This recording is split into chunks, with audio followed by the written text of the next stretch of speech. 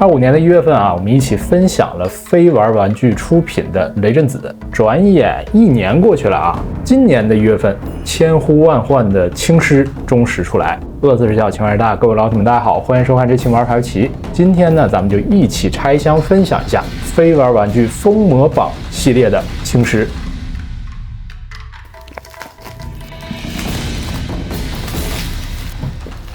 整个包装和之前的封魔榜系列产品有一个比较大的不同啊，造型的立体感会更强。基础呢是一个蓝黑色，然后有一些祥云呐，很中式的这种花纹。中心部分巨大的浑圆能看到一个轻狮的线稿，因为这次呢是一个血迹版本，所以也能看到隐隐的一些血色。风格上还是很传统、很有趣的。边缘部分这个飞玩玩具的 logo 也是采用了一个暗色系，藏在了这个背景中。拆的话，一个对开门啊，你别说它这个海绵质地什么的还都不错啊。拿出来的话，有个非常可爱的说明书，这个轻狮变成了一个 Q 版的像猫咪那样的一个造型啊，有趣的啊。这个说明就和之前也是我们分享的那个济公有点类似的啊，半图解的那种形式，很好玩。直接看这个主体和这个封面就完全不同了，妖气十足啊，变得很巨大，或者说有一点恐怖的那种神情。产品公布的时候就已经知道它是什么样子啊，但是实物拿在手中还是能给我像雷震子一样非常强烈的惊喜的感觉。是它无论从题材上、造型上都有所谓更加中式的一个刻画，整体上就是一个非常壮硕结实、肌肉很发达的这样一个高大的身材。尾巴这个部分直接就是和本体连接好的相似的造型，就很多有尾巴的产品啊，每次打开其实安那个尾巴都是有一定难度的啊，不是很好安插上。我个人觉得这个体验是很不错的，能看到这种血脉喷张的蓝色肌肤，它也根据这个肌肉的走向，做了皮纹啊和一些细节细致的涂装，进一步加深它的立体感，夹杂这种血管呐、粗糙的皮纹呐以及体毛。血迹的刻画呢，又让它好像是从一片尸山走出，刚刚饱餐了一顿的感觉啊。它这个血迹的点缀呢，其实是做了一个有逻辑的刻画啊，不是说浑身上下全是血。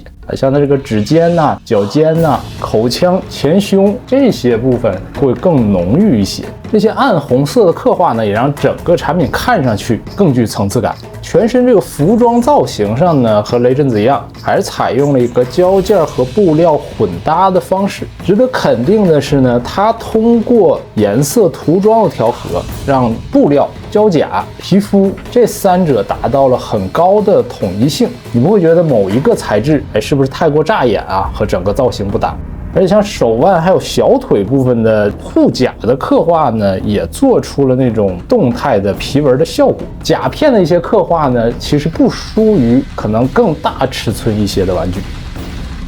头部是这款产品刻画最细致的一个部分啊，附带了2颗。正常是呲着牙，相对更平静一点的状态啊。另一颗张开这个血盆大口，尖牙利齿一览无余，包括口腔这个血液的刻画，非常细致的咆哮的头雕。其实大面积的毛发动起来动态一点的这个效果，在量产时候我觉得是有难度的。目前的这个刻画，个人觉得还是比较满意。另一个难点呢是它面部青蓝色向鬃毛去过渡这个分界的地方啊，如果处理不好的话，会非常的生硬。它不仅仅是通过涂装啊，更是通过在开模的时候就把这个面部的表情和鬃毛的走向固定好了，所以你搭配起来很自然。面部细节的话，皮肤都扭曲到一起，口腔这边也有一个血迹渐变的过程，下方这个鬃毛也流淌沾染了一些。刀疤下这个眼睛是非常亮丽的啊，一个点睛之笔啊，非常漂亮。这次它不仅仅是追视眼，还利用了可动眼，就是在这个追视眼已经能够提供很大幅度的这种凝望的感觉的同时，你还可以进一步的通过调整可动眼去达成一个更好的视觉效果。而且这个追视眼有一个好处啊，就是它非常的立体，因为轻狮这次设计的它这个眼睛是相对更小一些，如果你用一印去刻画，很容易就被隐藏在它这个眼眶中。亮晶晶的发色能够让你一眼就看到它眼神的位置。并且它整体都是处于一个比较暗的这种色调下的，很亮丽的眼睛更加突出，超喜欢这两个头的造型。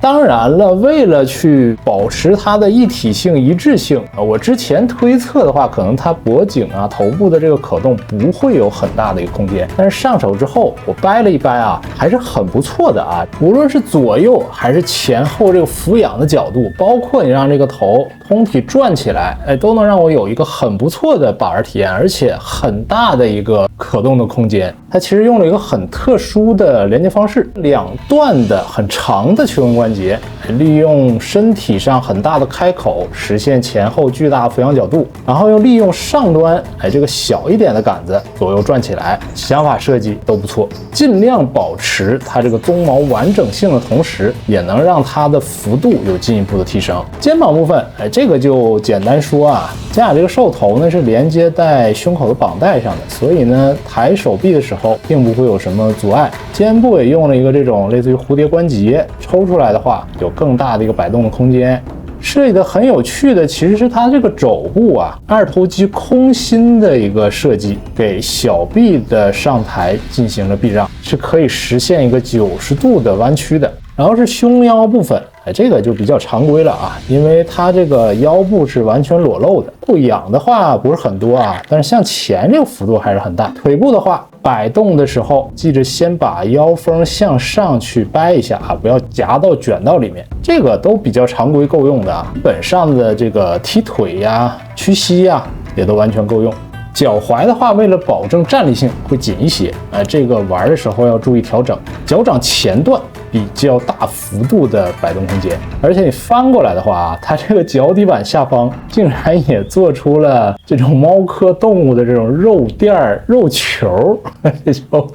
不为人知的一面啊，总感觉是。虽然说长得凶啊，但高低也是个福瑞啊，这个青石。填下来这款在可动的幅度上啊，对于我个人而言，这个是非常的够用的。很惊喜的地方呢，就是头部下了很大的功夫维持它的一个高可动，这个在摆造型的时候是大大加分的。躯干呢、四肢啊，也是在这样大肌肉的造型下，尽量做到了高可动，并且呢，在把玩的体验上来讲，非常的舒适啊。这个关节我觉得要比之前雷震子还要进步很多，掰上去的话，你能感觉到明显的那个齿轮，但是不会有那种很大很大声响那种咔咔咔咔的声音，阻尼感特别强，并且下肢呢，为了考虑它的站立性，又有进一步的加强，这个齿轮和阻尼感都会更重一些。虽然块头大啊，但是可以说是我今年掰起来最爽的一个玩具了。其他配件方面，先看这个手型啊，总计12枚，造型非常的丰富啊，而且刻画的都很生动，肌肉拉扯啊，包括宽大指节啊、尖尖的指甲呀，包括掌纹都有很细致的刻画，而且也都做出了这种血迹的涂装。然后是武器部分，9环大刀。整体都是塑料材质，所以拿的时候还是比较轻，但是它通过这个涂装啊、做旧的效果啊，体现出那种铁器的感觉的。尤其这个刃部啊，除了它这种锻打的锤纹呢，还有锋刃大大小小的裂痕，使用痕迹非常明显。平时搭配的时候呢，你可以自然的给它握在手中，也可以通过一个卡扣绑在后背上，并且还附带了一个仿石材的猴头的底座，你可以一刀劈上去，按照自己喜欢的方向进行展示。猴头是谁呀？这个猴好难猜，这个猴。除了正常刀以外，附带了一个带缺口的大刀啊，进行借位的，和其他玩具搭配做一个砍头啊、腰斩的这种造型的。然后是黑色的披风，安装上呢要先把头部以及这个鬃毛拆下，布料质感还是不错，两侧附有铁丝，摸起来是那种绒绒的感觉啊。下摆部分做了破口，还有污渍沾染这种灰尘的痕迹。打理上呢，我个人建议是这一侧的大肩胛避让开，去兜住另一侧这个裸肩，这边在做大魄力造型的时候，也可以进一步的遮挡外露的关节。当然提一点小建议，就是它毕竟是个血迹版本，这个披风可以做得更脏一点。特效件部分，首先这两个血液飞溅的效果直接和刀刃连接就可以了。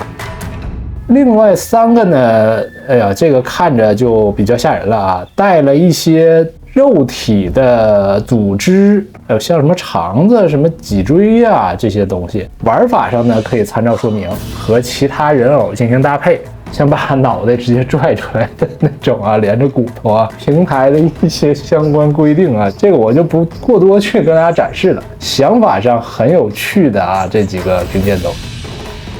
还有一个像是猴头的骷髅，翻过来的话，发现它其实是一个像是水碗啊，里面还带有脑花和血液的效果，拟真的程度也是非常高的。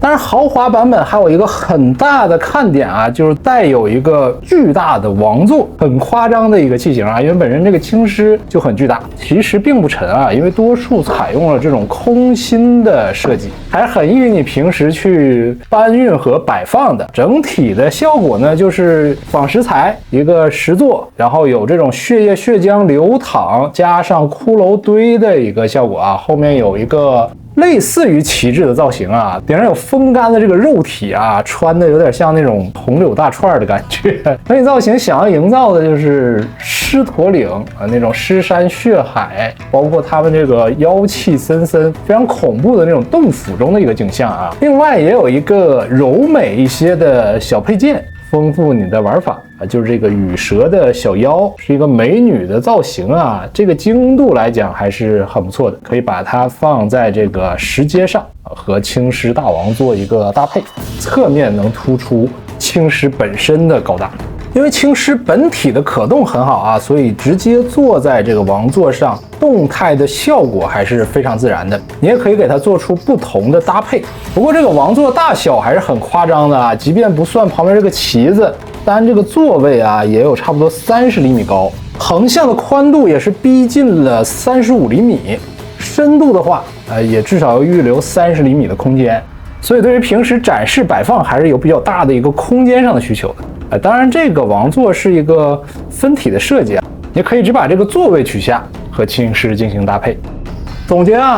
一下，这款产品从我个人角度出发的话，还是非常的满意的。作为风魔榜系列的另一款大妖，和以往的产品都能做出一个区分。更突出的是那种恐怖凶残的感觉啊，拿捏的很到位。主要得益于它全身颜色色调的刻画，还有呢就是优秀的头雕面部的设计。而且整款产品的可动表现也没有因为侧重于外形、侧重于整体观感这个一体性，想要维持这种服装和身体的分件，就受到很大的影响啊。体验下来，无论从手感上还是幅度上都是非常不错的，尤其是把玩这个手感、关节的阻尼感有了很大幅度的优化，包括于外包装也是目前风魔榜产品中最好的。